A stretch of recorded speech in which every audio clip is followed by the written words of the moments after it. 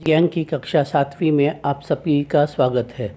आज हम नागरिक शास्त्र की पुस्तक सामाजिक एवं राजनीतिक जीवन इसके हम 9वें अध्याय का अध्ययन करेंगे। अध्याय का नाम है बाजार में कमीज, शर्ट इन अ मार्केट। पिछले पाठ में आपने विभिन्न प्रकार के बाज़ारों के बारे में पढ़ा और उनमें बाज़ारों में होने वाली गतिविधियों के बारे में भी पढ़ा आपने कि किस प्रकार से छोटे व्यापारी बड़े व्यापारी लाभ कमाते हैं, किस प्रकार से जो वस्तुएं उद्योग संयंत्र से ग्राहकों तक पहुंचती है। आज हम इसी श्रृंखला में बाज़ार में कमीज़ और उस कमीज़ के दाम कैसे तय किए जाते हैं उसके बारे में पढ़ेंगे। In the previous lesson we had learnt about various types of the market, and we have learnt about the various types of the economic activities that was carried over in a market. How a producer produces the goods, how he decides the prices of the goods, and how that product reaches to the consumer. In this present lesson we shall be learning about the price of the cloth or price of the shirt, how the price of the shirt is decided, how the raw materials from the various ends reaches in the industry, and how does that industry produces the cloth and it is later on turned into a garment, and how the price of that garment is decided. So let us begin. कपास एक कृषि उत्पाद है। कपास उत्पादन के लिए पूंजी की ज़रूरत है। पूंजी क्या होती है? ये पूंजी आमदनी का वह भाग है जिसे उत्पादन कार्य में व्यय किया जाता है। पूंजी दो प्रकार की होती है, स्थायी पूंजी और कार्यशील पूंजी। पूंजी को हम इंग्लिश में कैपिटल भी कहते हैं। किसी भी उद्योग को शुरू करने के लिए हमारे पास कुछ धनराशि होनी चाहिए, ऐसी धनराशि जिसको हम उत्पादन कार्य में लगा सके। हम घरेलू उपभोग को न करके उस पर न खर्च किए हम उसे उत्पादन कार्य में जो हम पैसा लगाते हैं उसे हम पूंजी कहते हैं। फिर भले ही वो फिक्स डिपॉजिट में जमा की जाने वाली राशि ही क्यों ना हो या बॉन्ड्स और सिक्योरिटी में निवेश की जाने वाली राशि क्यों ना, ये सब क्या कहलाते हैं? पूंजी कहलाते हैं। तो एक किसान के लिए पूंजी क्या होती है? पूंजी उसके लिए दो प्रकार की होती है। एक स्थायी पूंजी यानी फिक्स्ड कैपिटल, उसमें भूमि, उपकरण इत्यादि ये सामान आते हैं, यानी लैंड जिस पर वो अपना उद्योग चला रहा है, उपकरण टूल्स जिसके मदद से वो अपना उत्पादन कार्य कर रहा है, वो एक स्थायी पूंजी होती है। मतलब एक बार आपने खरीद लिया फिर उसको आप दोबारा खरीदने की ज़रूरत नहीं, दोबारा से उस पर निवेश करने की, पैसा खर्च करने की ज़रूरत नहीं। हाँ, अगर कोई मशीनें हो तो उसकी मरम्मत के लिए आपको पैसा लग सकता है, वो धनराशि लग सकती है, तो वो एक कार्यशील पूंजी में आ गई। कार्यशील पूंजी जिसको वर्किंग कैपिटल कहते हैं, यानी जैसे जैसे आप अपना उत्पादन गतिविधि चलाएंगे वैसे वैसे आपको निवेश करना पड़ेगा। जैसे किसान को हर कृषि फसल में बीज बोने की ज़रूरत होती है, तो बीज खरीदने के लिए जो धनराशि खर्च करते हैं उसको हम कार्यशील पूंजी कहते हैं। तो बीज, उर्वरक, कीटनाशक ये कार्यशील पूंजी हो गई। किसानों के पास आवश्यक पूंजी न होने पर उन्हें ऋण लेना पड़ता है, यानी जब आपके पास धनराशि नहीं होती तो आपको कर्जा लेना पड़ता है, चाहे फिर वो बैंक से हो या साहूकार से हो या किसी से भी हो, आपको पैसा उधार लेना पड़ता है। ये कृषि कार्य से जुड़ी हुई एक बहुत बड़ी समस्या है कि किसानों की आमदनी अधिक ना होने के कारण उन्हें पैसा उधार लेना होता है। तो ऋण पाने के किसानों के पास दो स्रोत होते हैं, यानी दो स्रोतों से किसान ऋण ले सकता है। पहला स्रोत है गैर संस्थागत स्रोत, यानी नॉन इंस्टीट्यूशनल। ये एक प्रकार असंगठित क्षेत्र है जहाँ से किसान ऋण लेता है। उनमें कौन कौन आते हैं? साहूकार, ज़मींदार, मित्र। इनसे पैसा उधार मांगा जाता है और वही धनराशि कृषि में खर्च की जाती है। इसमें इसकी सब विशेषता क्या है कि गैर संस्थागत स्रोत में जो ऋण दिया जाता है वो ऊंची ब्याज दर पर ऋण दिया जाता है। यदि बैंक में अगर आपको 10% 12% से अगर ब्याज की दर से अगर आपको ऋण मिल रहा है तो ये लोग 20% 27% इतनी ऊंची ब्याज दर पर आपको ऋण देते हैं। इसका एक फ़ायदा भी है कि ये बिना ऋणाधार के त्वरित ऋण देते हैं, यानी आपसे ज़्यादा कागज पत्र या लिखावट या गारंटी ये नहीं लेते, क्योंकि वो आपको जानते हैं। और मुसीबत के समय तुरंत धन उपलब्ध होने का ये महत्वपूर्ण स्रोत है, यानी आपको यदि धनराशि चाहिए तो ये लोग तुरंत आपको धनराशि उपलब्ध करा देते हैं बिना कागजी कार्यवाही के। तो ये लाभ भी है और इसके कुछ हानियाँ भी है। Cotton is an agricultural produce. Cotton production required heavy capital. What is a capital? Capital is that part of income that is invested in a productive activities for earning additional income. Whenever we spend certain amount of money for generating additional income for us, that expenditure, that investment is known as a capital. It may be a fixed deposit, it may be a bonds and securities, it may be the expenditure incurred on purchase of some land or some other means which generates our total income. So that particular investment is known as a capital. Suppose if you purchase a car, that is not called a capital. Why? Because it won't serve you any benefits to you. It is only a luxury for you. But when you employ that particular car in travel agency or in Ola or on Ola, that is known as a capital, because it would generate you the additional income. So for what purpose you are making expenditure is called a capital. Types of capital. There are two types of capital. One is a fixed capital and another one is a working capital. Now what is the fixed capital? Fixed capital is land, labor, tools and entrepreneur with whom you start your business or you start your economic activity. For a peasant or a farmer, land is an essential input or the capital. Tools of agriculture like trawlers, threshers, tractors, these are known as the fixed capital. And entrepreneur means the know-how, how to perform the task. It is called a fixed capital. Working capital is the expenditure that you incur while executing your particular business. For in India, there are the two type of the agriculture season. One is the Kharif and another one is Rabi.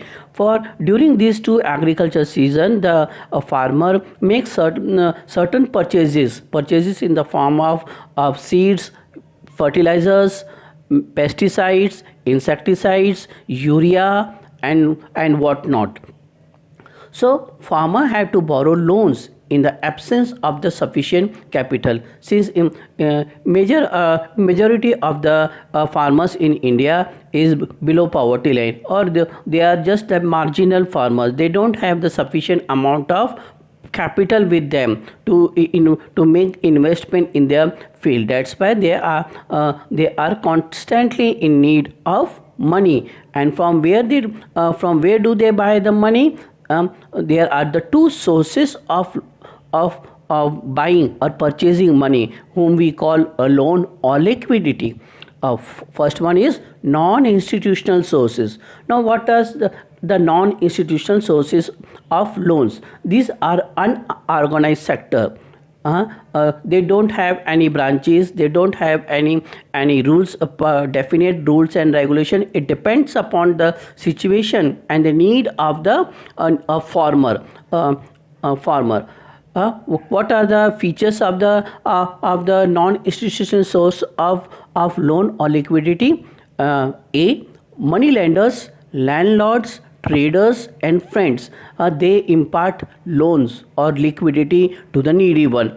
Loans are given at a higher rate of interest. May suppose if in the bank the loan is given at the rate of 17% per annum, these people dispense loan at a very high rate, 27 to 30% sometime. Here, liquidity without sufficient credit and mortgage. The one of the benefit of the non-institutional source of the revenue is that because the farmers don't have the time to visit frequently to the bank and complete the too much of the complex formalities of the bank and give the mortgage, because the bank do not give any loan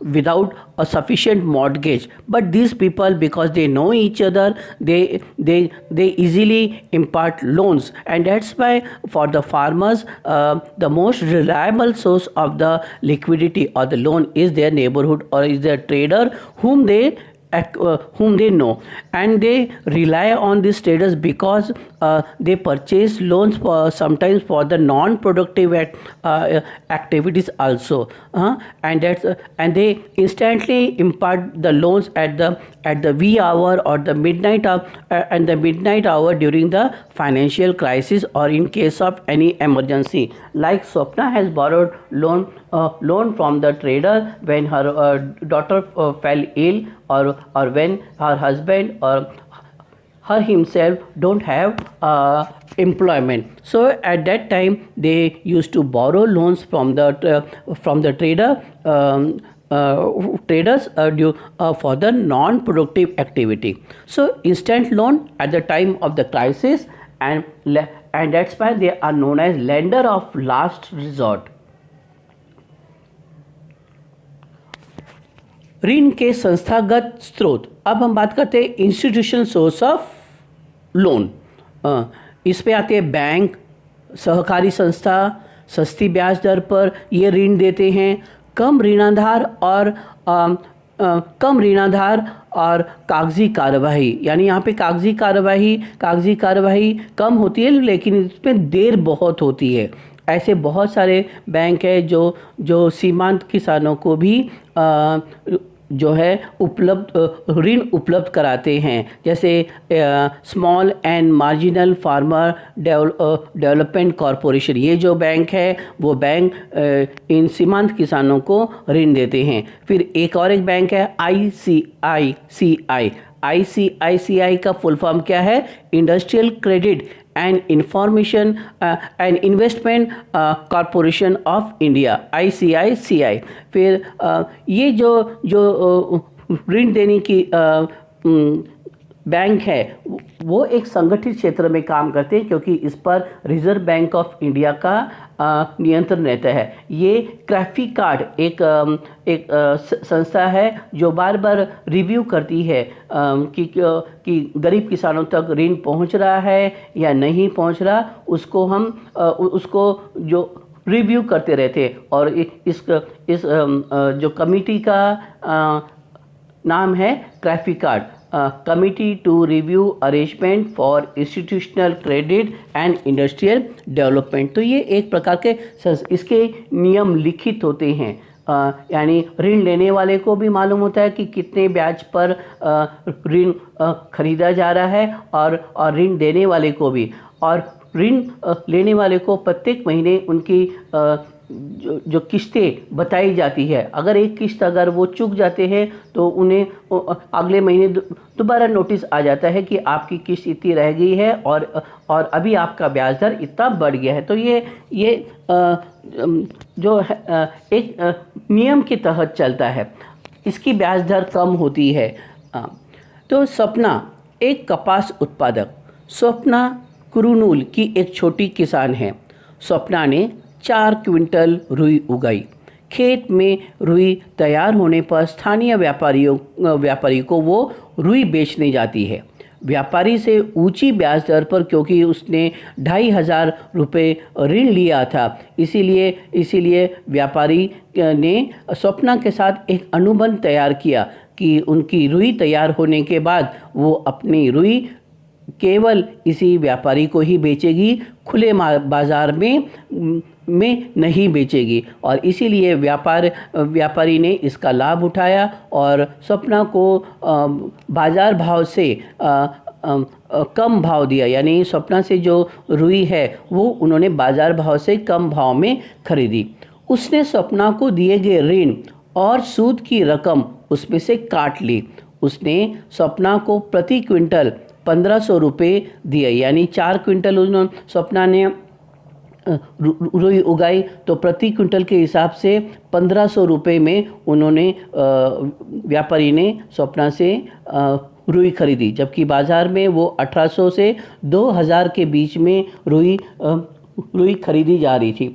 फिर भी स्वप्ना अपनी रुई हमेशा व्यापारी को ही बेचती है, क्योंकि उसे मालूम होता है कि जब उनके पास काम नहीं होता, उनकी फसल खराब हो जाती है या घर में जो धन की कमी हो जाती है, पूंजी की कमी हो जाती है, तो यही व्यापारी उन्हें पैसा उधार देता है। हाँ, और बैंक में नहीं जा सकती और दूसरे व्यापारी पर वो भरोसा नहीं कर सकती, क्योंकि वही व्यापारी उन्हें वक्त पर उधार देता है।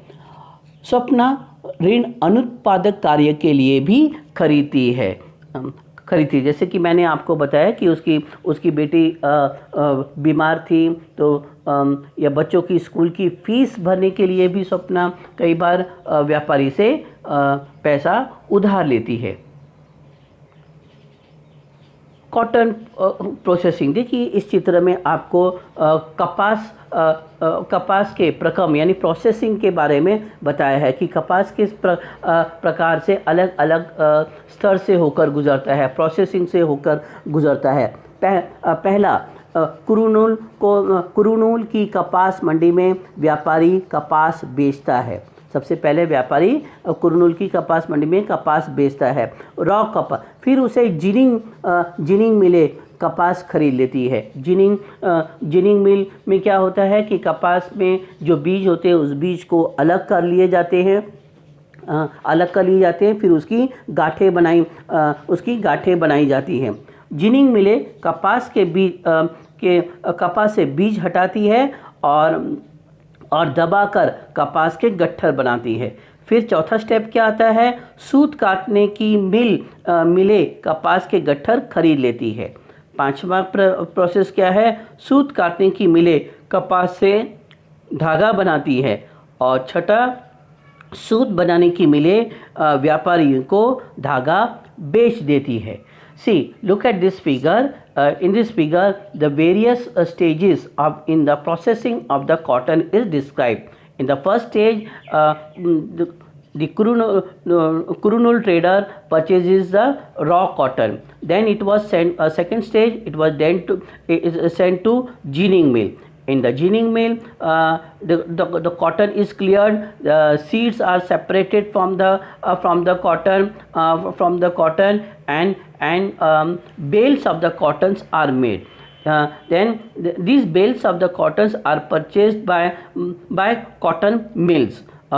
In that cotton mills, yarns are prepared, and these yarns are sent to the textile industry. So these are the stages. These are the 6 stages involved in the processing of cotton. देखिए यहाँ पे कपास प्रक्रम के चित्र के साथ आपको दर्शाया गया है। सबसे पहले कपास के बोंडों को खेतों में से जमा किया जाता है, उसको स्टोर किया जाता है, उसको व्यापारी को बेच दिया जाता है, उसको साफ़ किया जाता है, पत्ते वगैरह जो है उसमें, फिर उसको जिनिंग मिल में भेज दिया जाता है। जिनिंग मिल के बाद उसको उसको गट्ठर में बांधा जाता है, उसको स्पिन किया जाता है, फिर उसके धागे बनाए जाते हैं, फैब्रिक फॉर्म होता है, फिर उस पर रंगाई होती है, स्टिचिंग होती है, और फिर बाद में रेडीमेड कपड़ा हमारे पास आता है।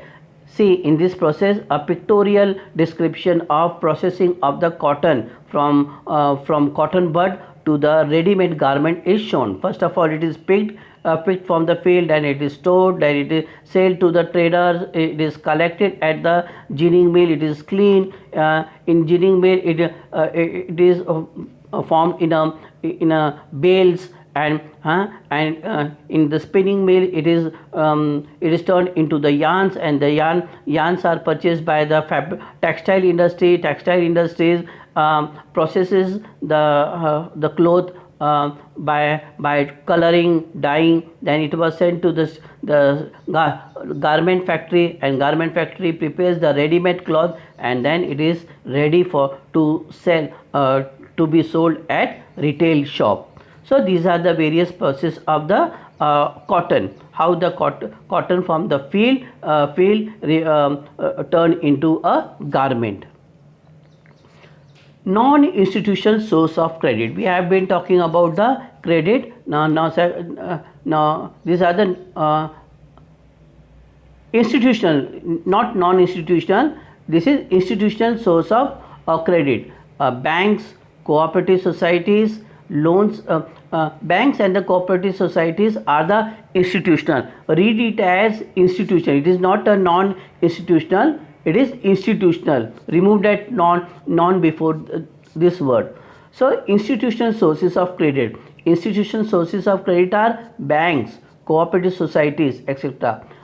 They dispense loans at a cheaper rate, but it requires more and complex formalities for getting a loan. It is time consuming and gives a less liquidity, or the less money than required, and it requires a more mortgage. So these are some of the features of the institutional credit. Swapna, a cotton producer. Swapna was a marginal farmer at Kurnool. It is in Andhra Pradesh. Swapna has produced 4 quintals of raw cotton in her field. She had sold her entire produce of cotton to the local trader instead of selling it an open market where she could earn a more fair profits. Because she had borrowed a sum of rupees 2,500 of loans from that trader, and that trader had made Swapna to sign an agreement that after her cotton produce is ready in the field, she would sell her entire consignment only to the trader. On that condition only he had lended the loan of rupees 2,500 to the Swapna. Trader had an agreement with her against the loan borrowed from him that she would sell her entire produce of cotton to him only. Trader purchased her cotton lesser than the prevailing price in the market. Having deducted the principal amount and the interest of the loan, trader handed over a sum of rupees 3,000 to Swapna. Yet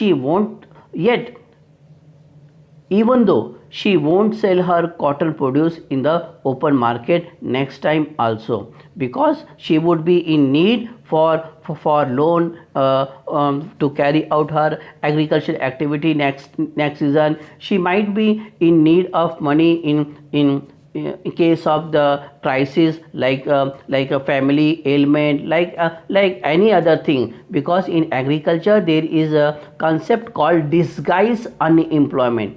What is a disguised unemployment? Disguised unemployment is a phenomenon where a person seems to be employed in a work, but he doesn't earn a sufficient amount of money to feed them. There is also a seasonal unemployment also in the agriculture, because from the sowing to the from sowing until harvest, this period is known as the slack period, where the farmer don't have any work, and because they don't have any work, they don't have any earning.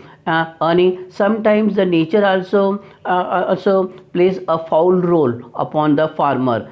Some flood, some epidemic, some drought, due to this they may incur heavy losses. At that time, only the trader or the merchant or the money lender in the village, they would help such type of the farmer, because they don't have sufficient capital with them, they don't have a sound financial background. That's why they completely rely upon the traders and the money lender. And it is because of this concept, these traders and money lenders exploits the farmers in every way. Because at the time of the financial crisis, only they could rely on traders. Loans are borrowed for unproductive purposes also. And here one thing you remember, that these traders used to purchase the commodities or the items from the farmer at a very low price, less than the prevailing market price. See, in the case of the Swapna, the prevailing market price of the cotton produce was between 1800 to 2000 rupees per quintal, but this trader has given Swapna only rupees 1500 per quintal, and thus she has produced 4 quintals of the cotton, and as such her selling price or earning would be 6000. After deducting the principal amount and the interest, Swapna could hardly manage to get rupees 3000 as a what you say earning. And she had worked in her field for more than 6 months, preparing the field, so preparing the field, plowing, insecticides, pesticides cost, seed cost, so many activities, so many hardship, and her 4-month earning is equal to 3000. So it is a very less, it is a very meager amount. That's why this farmer remain poor throughout.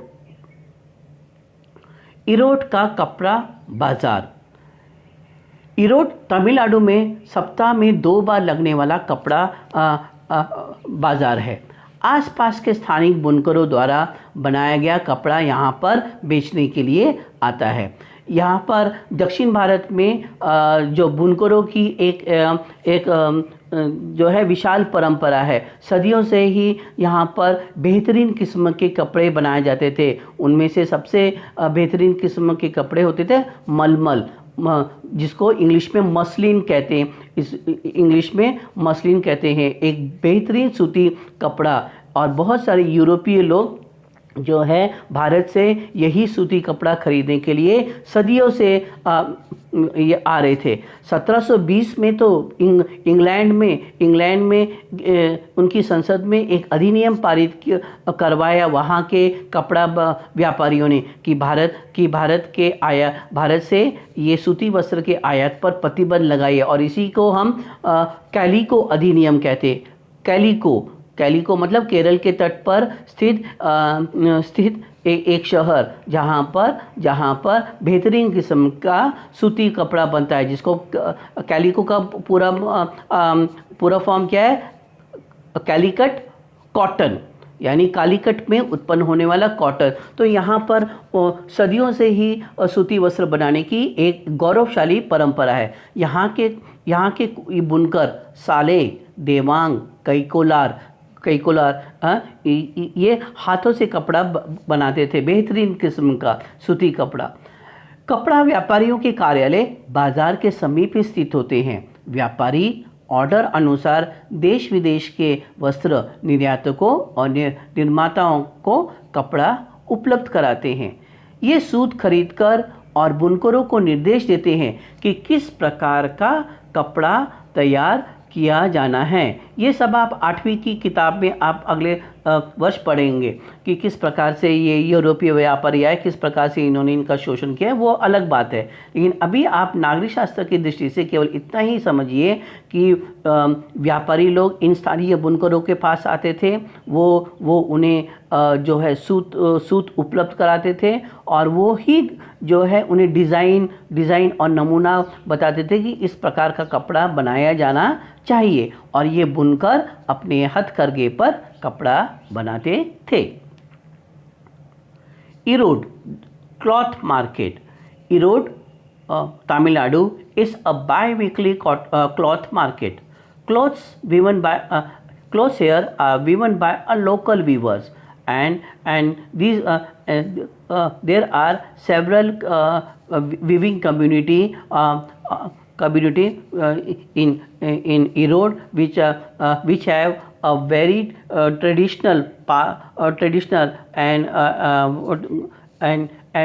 and they fame in entire Europe, and these were Saleh, Devang and Kaikolar.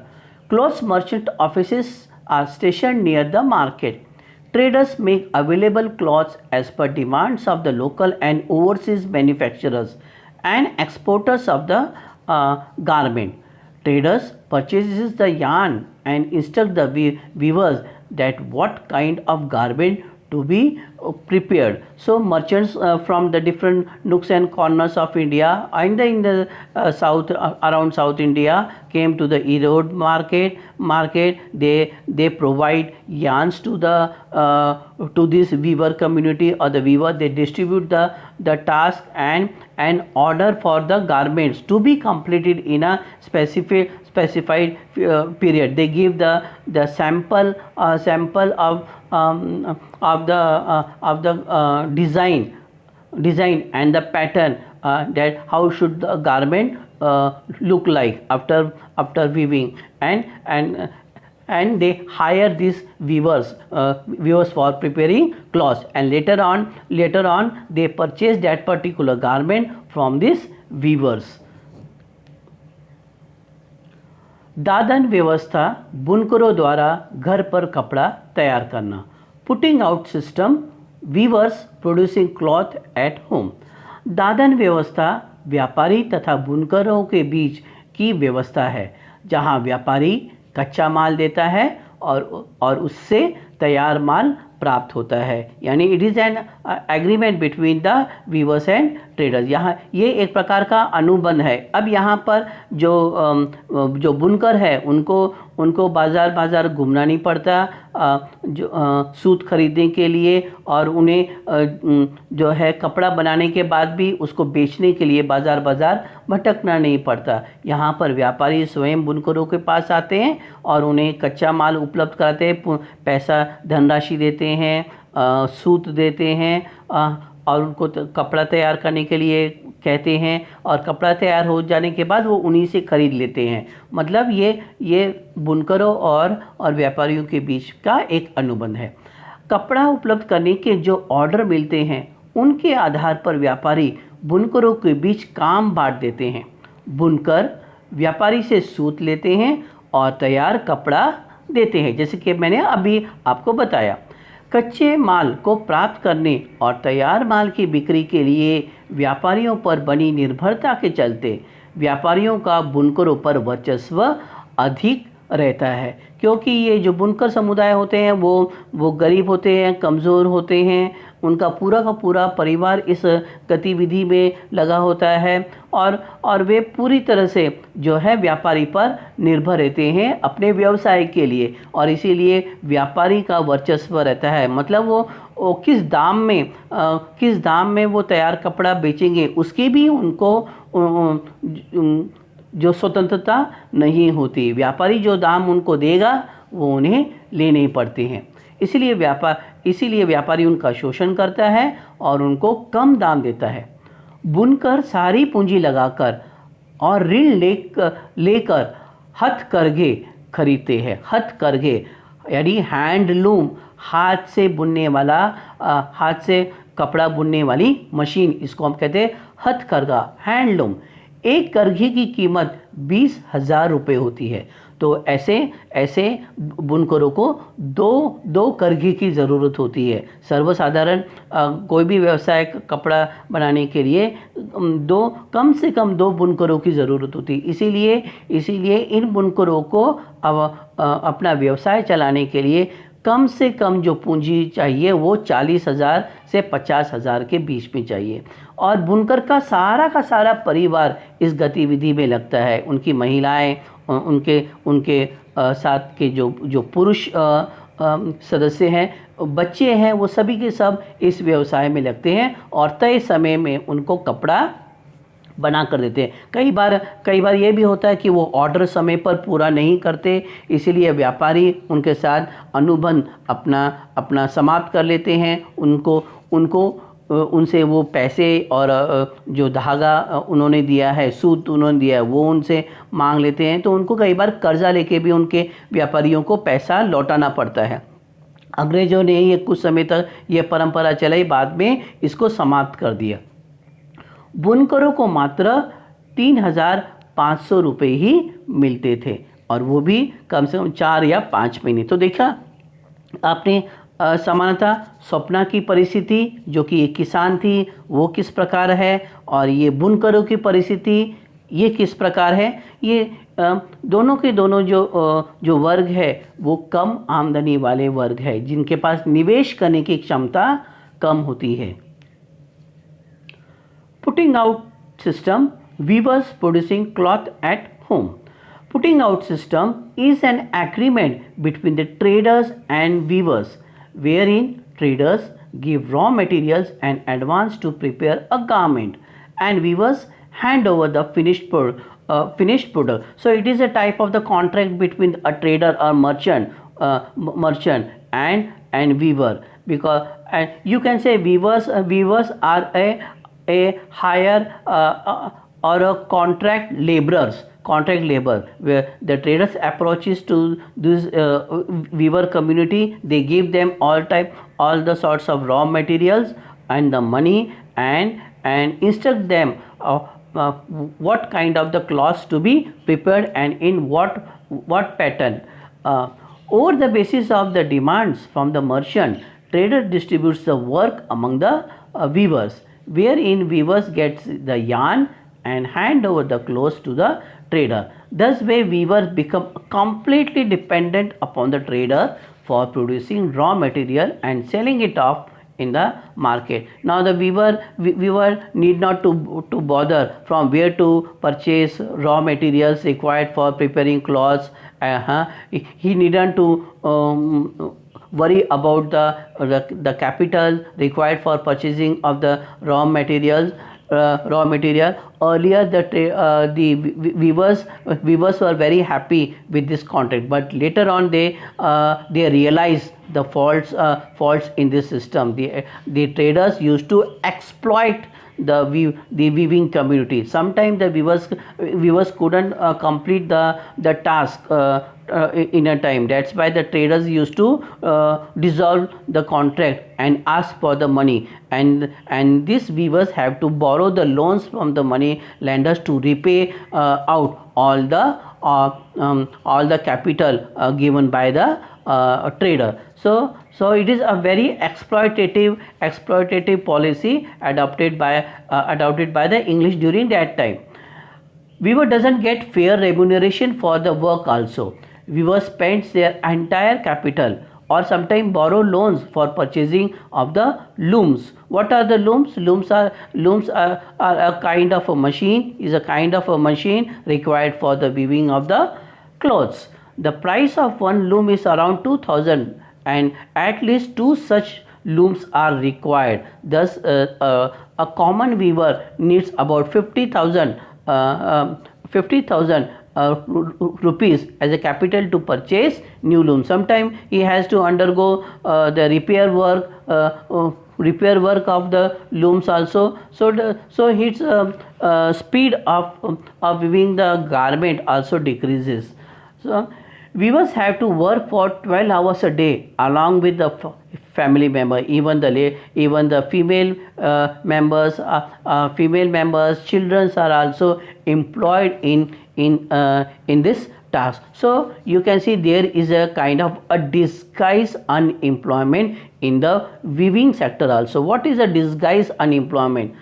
Earlier also I have told you its meaning. Again I am repeating the same. Disguised unemployment is that type of the unemployment where the person seems to be employed in a sector, but looking at the revenue generated by that person is very meager. Even if he leaves the job, even he leaves the job, there is no adverse effect on the overall total productivity, and the income earned by per labor is very less. Suppose if suppose for in a weaving sector at least two persons are required. Two persons are required, but there are four persons engaged in a weaving sector. If the total income generated in the weaving sector is about what you say 1,000 rupees, so how much income generated by one labor? 1,000 divided by 4, it is just rupees 250 rupees, and that too for 4 months. So this type of the concept is called disguised unemployment. Here the weaver gets hardly 3,500 rupees only. Now let us understand what does the putting out system means. The putting out system is a means of subcontracting work. Historically, it was also known as workshop system and domestic system. In putting out, work is contracted by a central agent to the subcontractors who complete the work in off-site facilities, either in their own homes or in the workshop with multiple craftsmen. It was used in English and American textile industry, in shoemaking, the lock making trades, and making of the parts of small firearms from the Industrial Revolution until mid 19th century. After the invention of sewing machine in 1846, the system lingered on for the making of ready-made men's clothing. It is also known as Dadani system. Dadani comes from the Persian word dadan or advance. One who made an advance as a mark of any business deal was called dadandar. The Dadani system was a phase of business management of the English East India Company in Bengal in the 18th century. The company used to engage local merchants to procure goods from the market on its behalf. They were called Dadani merchants because they received advances from the company for delivering goods under stipulated terms. Money was advanced to them so that they could go into the local market and transfer the advance, if necessary, to the actual manufacturer for delivery of goods according to a stipulated time and specification. Dadani merchants passed the dadan to actual manufacturers either directly or through a second degree intermediary called dalals. The Dadani merchants did the job for a fixed commission. Here you keep in mind that these merchants do the job for a commission, which he often shared with the middleman. Dadani system was abolished in 1753 on the ground that many Dadani merchants failed to deliver goods in time, and many even disappeared with the company. This we have learned earlier. The company, under the circumstances, resolved to procure goods through its own factors and gomastas. The chain did not produce expected result. Manufacturing class, particularly weavers, were exposed to oppression. OPPRESSION, operation means exploitation in the hands of gomastas, paikars, and dalals, whose presence in or around caused panic. according to the contemporary report among the manufacturers. The East India Company, under the circumstances, reverted to old Dadani system, but at it hit the vested interest of the company. Now this was the history about the Dadan system and the contract weaving system. बुनकर सहकारी संस्थाएं, viewers cooperatives व्यापारियों के ऊपर निर्भरता को कम करने और बुनकरों की आमदनी बढ़ाने के लिए सरकार ने सहकारी व्यवस्था लागू की। इसमें क्या होते हैं, कई बुनकर समुदाय आपस में अपने उपकरणों को मिला लेते हैं और वो वस्त्रों का उत्पादन करते हैं। यही समिति के लोग, यही संस्था के लोग रुई खरीदते हैं, सूत खरीदते हैं और कपड़ा बनाते हैं। बुनकरों की सहकारी संस्था में बुनकर एक समूह बनाकर कुछ गतिविधियां सामूहिक रूप से करते हैं। व्यापारी से सूत खरीदकर बुनकरों में बांट देते हैं। सहकारी संस्था कपड़ा बेचने का भी काम करती है, यानी विक्रय का भी काम करती है। इस तरह व्यापारी की भूमिका समाप्त हो जाती है और बुनकरों की भूमिका भी समाप्त हो जाती है। सरकार उचित मूल्य पर सहकारी संस्थाओं से कपड़ा खरीदकर उनकी मदद करती है। तमिलनाडु सरकार में निःशुल्क स्कूलों में गणवेश योजना, यानी तमिलनाडु सरकार में जो स्कूलों में निःशुल्क गणवेश यानी यूनिफॉर्म्स प्रोवाइड किए जाते हैं, वो इन्हीं सहकारी संस्थाओं को उनका जो है कॉन्ट्रैक्ट दिया जाता है कि आप इतने लाख मीटर्स आप कपड़ा बनाइए और वो स्कूलों के मार्फत बांट दिया जाता है। और इस तरह से भारत में कोऑप्टेक्स की दुकानें भी, कोऑप्टेक्स संस्था भी खोली है, जहां पर इन्हीं सहकारी समितियों के द्वारा उत्पादित कपड़ों को बेचा जाता है। इसका लाभ क्या होता है कि बुनकरों को अपने जो कार्य का उचित मुआवजा, उचित मूल्य मिल जाता है। बुनकर सहकारी संस्थाएं, weavers cooperative. Weavers co-op is one way to reduce the dependence on merchant and then to earn higher range of profits to weaver. In a weavers co-op, the weavers form a group and take up certain activities collectively, like ginning, like making clothes, like designing, dyeing. So they divide certain works among themselves. The cooperative also does the marketing, so the role of merchant is reduced and the weaver gets a fair price of their clothes. यानी जो बुनकर हैं वो बुनकरों को अपने क्या कहते हैं कपड़े का उचित मूल्य भी मिलता है, उनको भटकना नहीं पड़ता। The government helps the cooperatives by buying clothes from them at a reasonable price. For example, Tamil Nadu government runs a free school uniform program in the state.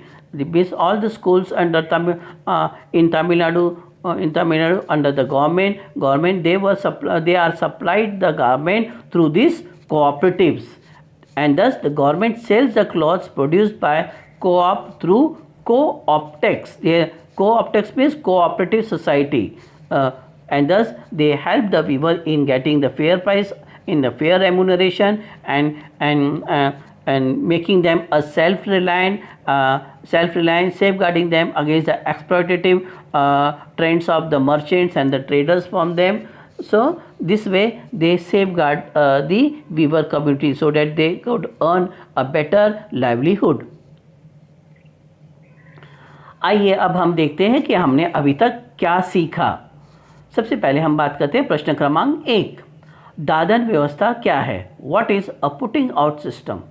व्यापारी और बुनकरों के बीच की वह व्यवस्था जहां व्यापारी कच्चा सामान देता है और उसे तैयार सामान मिलता है, उस व्यवस्था को हम दादन व्यवस्था कहते हैं।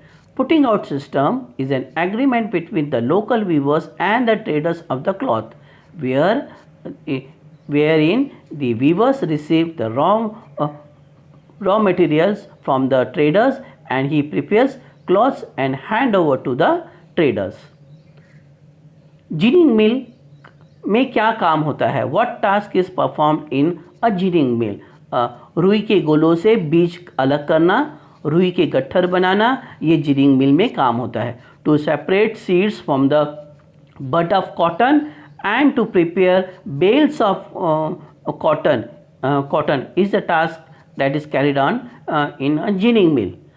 स्वप्ना ने कितने क्विंटल कपास उपजाया, उसे कितने में बेचा?